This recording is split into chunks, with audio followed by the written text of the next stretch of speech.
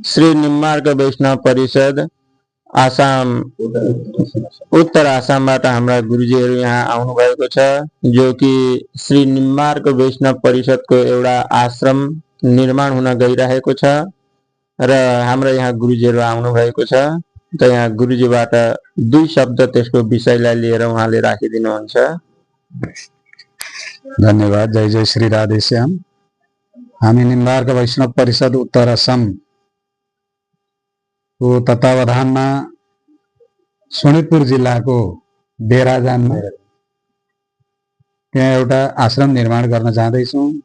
त्यस आश्रममा भगवान श्री राधाकृष्णको मन्दिर, सन्त निवास, अतिथिशाला, गुरुकुल, गौशाला निर्माण गर्ने हामीहरूले एउटा चाँजो मिलाएका छौँ। अब ठाकुरजीको जस्तो इच्छा हुन्छ हजुरहरू सबैको साथ सहयोगले यो कार्य अवश्य सम्पन्न हुनेछ भन्ने विचार राखेका छौँ।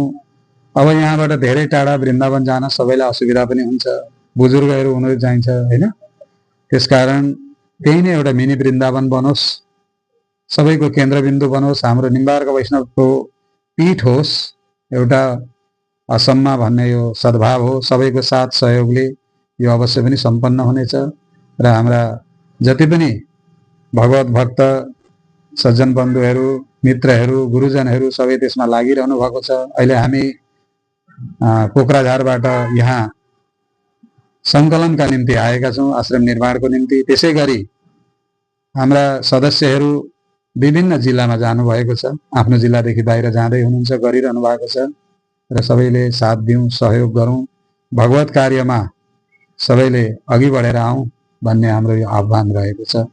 र हजुरलाई आज हामी यसै सिलसिलामा यहाँ तिनसुकिया जिल्लाको डिगबोईमा यहाँ राजुज्यूको गृह प्राङ्गणमा उपस्थित भएर उहाँलाई पनि हामीले आगामी 13 फरवरीका दिन यसको शिलान्यास छ आश्रमको, त्यसका निम्ति उहाँलाई हामीले निमन्त्रण पनि गर्यौँ र उहाँ आउनुहुन्छ, यहाँका टोली सम्पूर्ण जानुहुन्छ भन्ने हामी आशावादी छौँ। जय जय श्री राधेश्याम। जय श्री कृष्ण, जय श्री राधेश्याम।